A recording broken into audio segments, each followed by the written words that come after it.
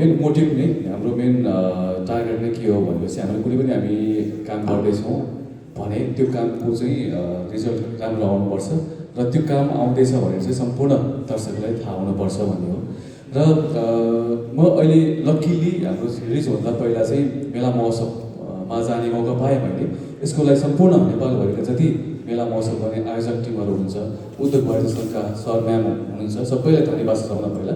हजुर एकदम राम्रो क्वेसन गर्नुभयो। र म जहाँ गएँ म्याक्सिमम् लगभग 70% चाहिँ हल नभएको ठाउँमा गएँ, जिल्लामा गएँ, नेपालभरिका सम्पूर्ण लगभग धेरै जिल्लामा म पुगेँ।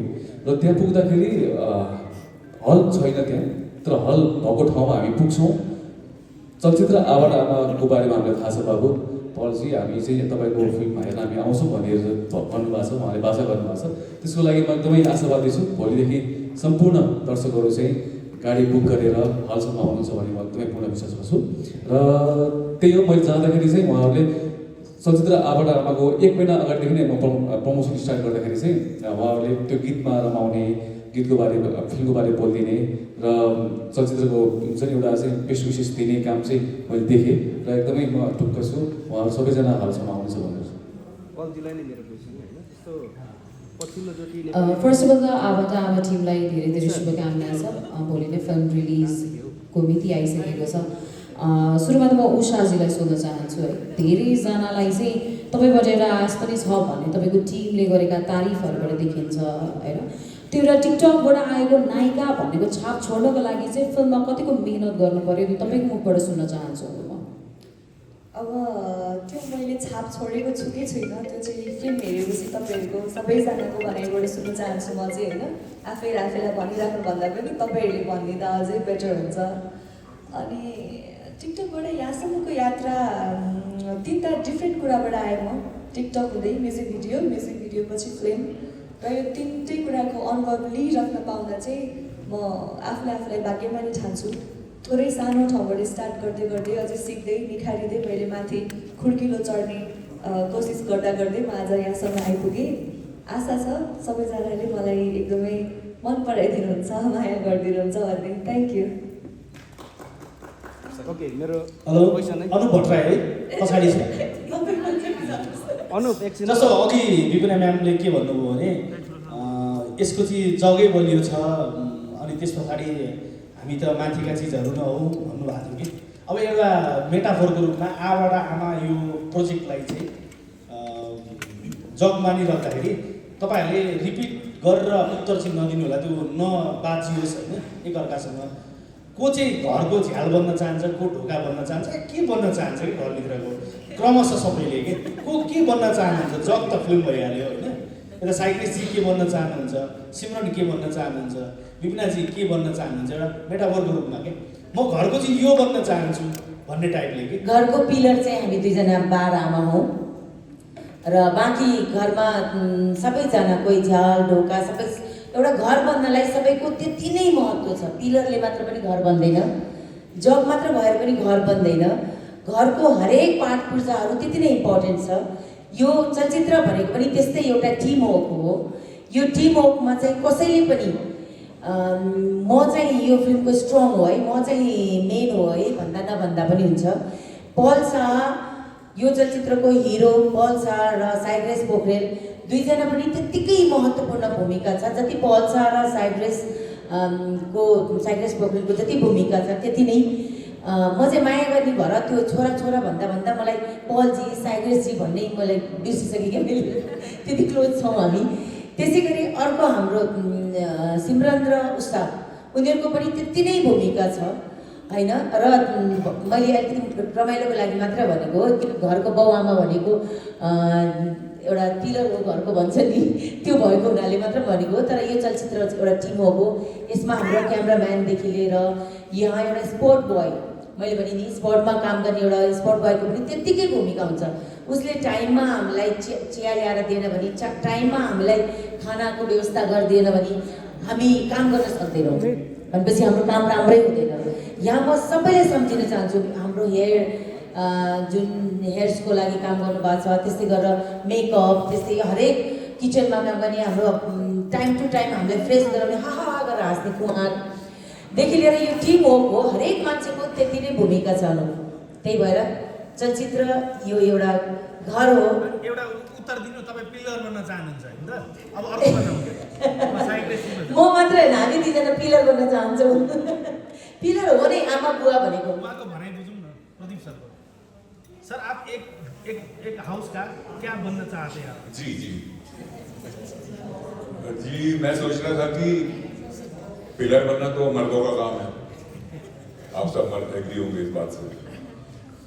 अब आमा ने, ये मर्द से कम नहीं है, तो इन्होंने वो वजन उठा लिया घर का। नहीं, दोनों को बोल रही मैं पिलर। अब तो ये मुझे भी शामिल कर लिया। तो अब अगर मुझे मौका दिया जाता तो वो बोलता, पर वो मौका तो खत्म हो गया। तो अब मैं एक मकान में कौन से हिस्से को मैं बनना चाहूँगा। अगर मुझे ये मौका मिला है तो मैं चाहूँगा कि मकान की जो सीढ़ियाँ होती हैं, जहाँ से मकान की शुरुआत होती है, मैं वो सीढ़ियाँ बन जाता हूँ, ताकि लोगों का स्वागत सबसे पहले मैं कर सकूँ। म भनिहाल्छु कि सकेला भनेर। मलाई चाहिँ छत भन्नु छ, मलाई घरको छत भन्नु छ। त्यहाँ चाहिँ हावाहुरी, पानी, घामलाई छेक्न सकौँ, मैले सबैलाई पहरा दिन सकौँ, घरलाई चाहिँ बलियो बनाउँछु। Thank you.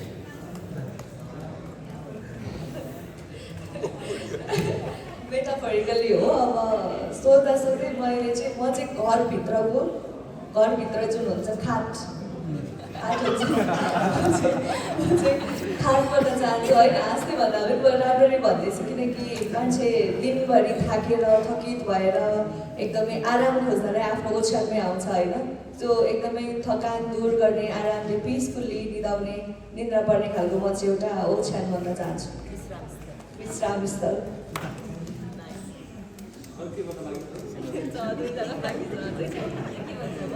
सबैजना केही न केही भन्नु हो, म त के भन्नु भयो। म चाहिँ यो घर जसले बनाइराख्नु भएको छ सबैजनाको, सो म चाहिँ एउटा सानो पार्ट भएर एउटा इट्टा भन्न चाहन्छु। मेरो भागमा त कमै बाँकी रह्यो, तर महत्त्वपूर्ण सबै कुरा छ। दिनभरि जति जे भए पनि त्यो अन्धकारलाई चिर्ने म बत्ती भन्न चाहन्छु, जसले उदाहरण दिन्छ। ओके, लाइट त माइक कहाँ छ? माइक पर्छ कि भन्ने पनि छ होइन, त्यसको चाहिँ कतिको डर छ सजिलो? क्वेसन सबले बुझ्नु होला। चुनावको बेला चाहिँ कतिको डर छ भन्नुभयो साथीले। चुनाव त भइरहेछ, चुनाव हुने पछि नै हो, 1 महिना अझै बाँकी छ। सो अहिले तयारी गर्दै हुनुहुन्छ उहाँहरू चुनावमा प्रचारमा हुनुहुन्छ, उहाँहरू थाक्नुहुन्छ, फेरि रेस्ट गर्नलाई हलसम्म आउनुहुन्छ। आफूले आफ्नो चलचित्र, आफ्नो कथामा बनेको चलचित्र हेर्न आउनुहुन्छ, म ढुक्क छु यसमा चाहिँ। र 1 महिनापछि, अब चाहिँ 15-20 दिनपछि चाहिँ उहाँ चुनावमा लाग्नु जस्तो लाग्छ। सो अहिले चाहिँ मजाले तपाईँहरू चुनावको प्रचार पनि गर्नु होला, सँगसँगै चलचित्र हेर्नलाई, आफू रेस्ट गर्नलाई हलसम्म आइदिनु होला भन्न चाहन्छु। Thank you. मैले एउटा क्वेसन सोधेँ। अब वास्तवमा हामीले भन्ने हो भने चलचित्र चल्नको लागि कन्टेन्ट बलियो चाहिन्छ। कन्टेन्ट अब हामीले हलमा लागिरहेको फिल्महरूलाई पनि के छ भने, फिल्म लाग्छ, कथा कस्तो छ, एक दिन 2 दिन जसरी पनि चल्ला, तेस्रो दिन चल्नको लागि फिल्मको कथा कस्तो छ, त्यो अनुसारले फिल्मको हुन्छ। तेस्रो दिनदेखिबाट फिल्मको भविष्य निर्धारण हुने गरेको छ। तपाईँको कन्टेन्ट के छ, तेस्रो दिनपछि ढकलिने त्यो कन्टेन्टमा कतिको विश्वस्त हुनुहुन्छ? पहिलो र दोस्रो दिनमा त होइन, तेस्रो दिनबाट पनि हाम्रो फिल्म दौडिन्छ भन्ने चाहिँ के छ त्यस्तो? त्यो कसले भन्नुहुन्छ? अब यो त निर्माताले हजुर, thank you for the question. Content त बलियो हुनुपर्छ नै। कन्टेन्ट किन बलियो छ भनेपछि, म सम्पूर्ण नेपाली 3 करोड नेपालीको कथा हो यो, 3 करोड नेपालीको घरको कहानी हो यो। सो तपाईँ आफू सोच्नुहोस्, आफ्नो कहानी कति बलियो होला तपाईँको घरमा, तपाईँको कथा कस्तो स्ट्रङ होला, रोदन छ त्यसमा, खुसी छौँ हामी, बिछोड छ, मिलन छ, सबै चिजले भरिपूर्ण एउटा कथा बनेको छ।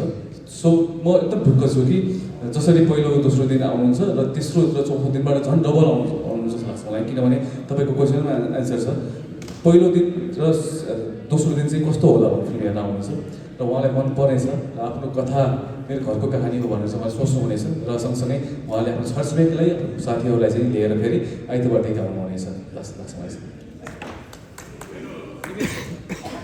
जस्तो एकैछिन एकछिन सर।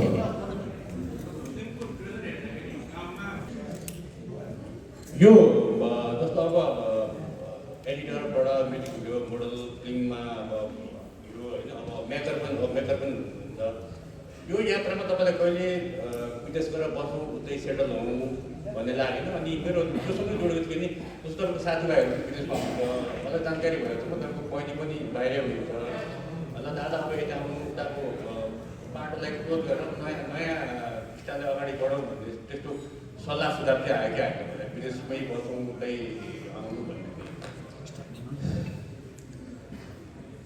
सकभर मैले चाहिँ कुनै पनि परिवार चाहिँ टाढा नहुन परोस् जस्तो लाग्छ मलाई चाहिँ म जहिले पनि भन्ने गरेको म अहिले भन्नुभयो म एडिटर हुँदा पनि म नेपालमै बस्छु मेरो बुवा मम्मीसँगै बस्छु म जति कमाइ हुन्छ म नेपालमै आफ्नो आमा बुवासँग बस्छु भन्ने सोच थियो मलाई र मेरो सोच जस्तो अरूको सोच नहुन सक्छ त्यही भएर नेपालमा 90% को परिवारहरूसँगै हुनुहुन्न कोहीको छोराछोरी बाहिर हुन्छ दिदीबहिनी बाहिर हुन्छ जसरी मेरो बहिनी पनि बाहिर छन् होइन बाध्यताले गर्दा रहरले होइन कि बाध्यताले गर्दाखेरि उहाँ बाहिर हुनुहुन्छ तर सधैँ बहिनीसँग कुरा हुन्छ रुन्छ सधैँ बहिनी दादा म कस्तो भयो म आफ्नो नेपाल कहिले पनि हजुरलाई छोड्दिनँ भनेको थिएँ म नेपाल छोड्नु पऱ्यो हजुरलाई छोड्नु पऱ्यो भन्नुहुन्छ बहिनीले होइन त्यो सम्झिँदा पनि अलिक गाह्रो लाग्छ र मलाई चाहिँ सोच कहिले नै आइरहेको छ मलाई मेरो इम्पोर्टेन्ट के हो त मेरो लागि भन्ने कुरा चाहिँ इम्पोर्टेन्स मैले चाहिँ मेरो बुवामा दिएको छु मेरो चाहिँ मैले जहिले ओल्ड पार्टलाई चाहिँ मैले चाहिँ एकदमै नराम्रो पार्टलाई मैले चाहिँ हातमा लिएर आउँछु प्लानिङ लिएर आउँछु सो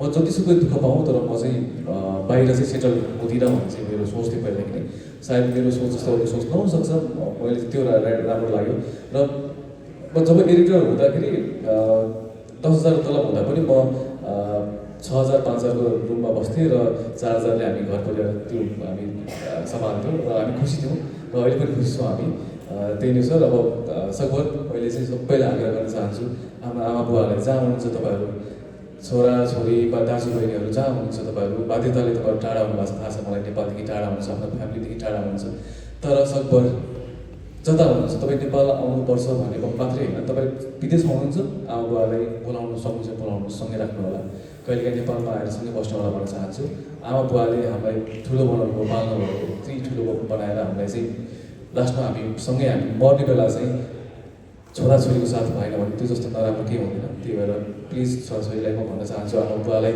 सँगै राख्ने कोसिस गर्नु होला दुःख त छ हामी हाम्रो देशको कन्डिसन अहिले यस्तै छ हामी सँगै बसेर पनि हामी राम्रो हुन्छ नि हुन्छ जस्तो अब सबैको हुँदैन सो त्यही आग्रह गर्न चाहन्छु अब आफ्नो आमा बाउले माया गर्नु होला मेरो चाहिँ इच्छा भएन sir okay thank you very much हाम्रो साथीहरूलाई इन्फर्मेसन दिइहाल्छु छु 5 बजे सिटी स्क्वायर मल अगाडि हाम्रो साङ्गीतिक कार्यक्रम छ एउटा आबाट आमाको कृपया त्यहाँ हामी भेट्नेछौँ खाजा खाएर निस्कनु होला र हाम्रो सिनेमाको बुकिङ खोलिसकेको छ कृपया बुकिङ गरेर टिकट काट्नु होला भोलि बिहानबाट 8 बजेबाट सो छ जहाँ जहाँ पाएको छ फिल्म हेर्नु होला हाम्रो मुख्य उद्देश्य नै यो